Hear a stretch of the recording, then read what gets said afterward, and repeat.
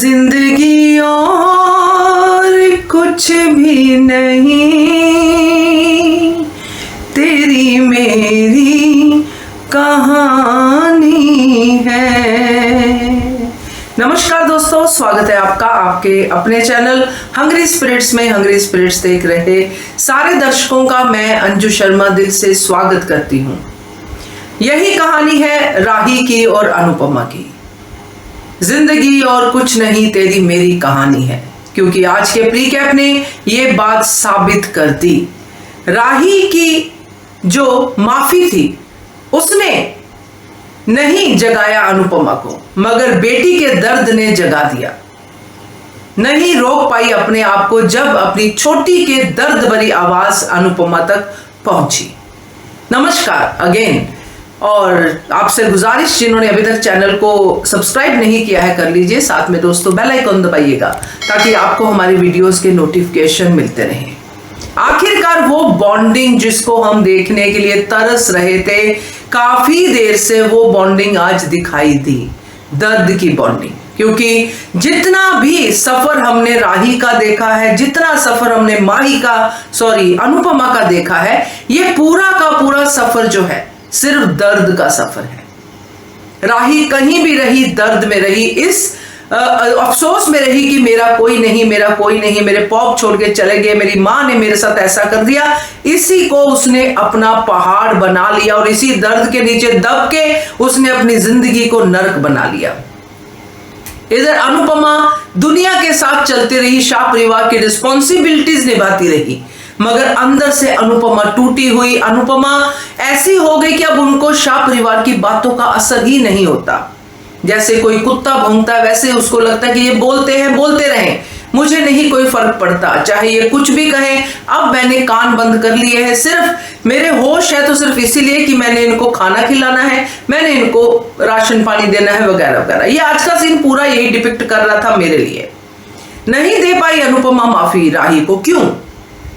इसकी वजह यही दिखाई दे रही है कि अनुपमा अपने ही ट्रॉमा से बाहर नहीं आई। अनुपमा तक अपनी ही आवाज नहीं पहुंच रही। वो बार बार इसी बात को सोचते जा रही है कि मेरे साथ हुआ क्या, मेरे इतने एफर्ट्स कैसे फेल हो गए, मेरी इतनी बनी बनाई इज्जत कैसे चली गई। ये सब कुछ तभी होता है दोस्तों जो वाकई ही आपके स्वाभिमान पे वाकई चोट लगती, क्योंकि खाना ही अनुपमा की पहचान था और खाने की वजह से ही अनुपमा की जो है इज्जत चली गई। अनुपमा के लिए सदमे से उभरना इतना आसान नहीं है जितना आसान समझ लिया गया। बहुत सारे लोगों की ये शिकायतें होंगी कि अनुपमा ने बेटी को गले क्यों नहीं लगाया, अनुपमा ने राही को इमीडिएटली माफ क्यों नहीं किया। नहीं कर सकती थी क्योंकि वो उसमें ही नहीं है, इस फेज में नहीं है कि क्या हो रहा है क्या नहीं हो रहा। अभी वो सिर्फ अपने दर्द में है। इसीलिए जब कल हम पूरा सीन देखेंगे, जब अनुपमा भी अपनी मां को याद करेगी, तो फिर ये दर्द मां का और बेटी का, और मां का और बेटी का जो बाहर है, दोनों ही चल रहे हैं। ये जब दर्द सिमिलर होंगे, जब एक मां बन के अनुपमा सोचेगी, तब अनुपमा को जो है अपनी बेटी यानी कि छोटी की आवाज सुनाई देगी, तभी वो किवाड़ खोलेगी और किवाड़ खोल के अपनी छोटी को गले लगा लेगी। क्योंकि अनुपमा भी तो उसी मां की बेटी है जिस मां ने हमेशा अपनी बेटी को गले लगाया, हमेशा अपनी बेटी को समझाया। तो ये पूरा का पूरा सीन बहुत इमोशनल करेगा, क्योंकि है ही इमोशनल सीन।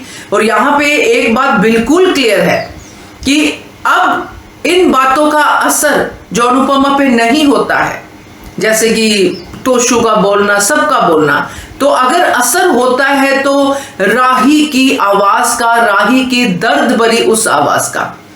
और राही के लिए भी मैं जरूर कहूंगी, जो उसने अपने आंसुओं में अपनी सारी की सारी गलती मानी और उसने गिव अप नहीं किया, मम्मी के दरवाजे के बाहर बैठी रही, गाया जो मम्मी का गाना है, मम्मी को पुकारा, दिल से पुकारा, दर्द से पुकारा, ताकि मम्मी बाहर आ जाए। मुझे निकालना है निकाल दो, मगर मुझे माफ कर दो।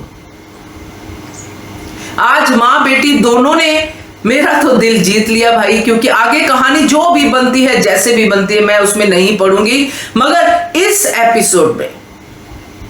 एपिसोड में जो हमें दिखाना था, जो हमारे साथ शेयर करना था कि माँ का रिलेशन अपने बच्चों से कैसा होता है, और अगर बच्चे राही जैसे हों जो बिगड़ जाते हैं हालातों की वजह से, वो कैसे वापस आते हैं, तो ये सबसे बड़ी शानदार और एग्जाम्पलर एपिसोड थी। तो अब आगे देखते हैं, क्योंकि राही और अनुपमा की जोड़ी बनती है तो इन सब की जो समीकरण है वो बिगड़ जाएंगे, क्योंकि ये तो कभी ऐसा चाहेंगे नहीं। तो मजा आ गया ये सीन देख के। आपका क्या कहना है इसके बारे में कमेंट कीजिएगा। देखते रहिए channel hungry spirits. Thank you so much. Subscribe to our channel by clicking the subscribe button. Click the bell button and enjoy the latest uploads from our channel.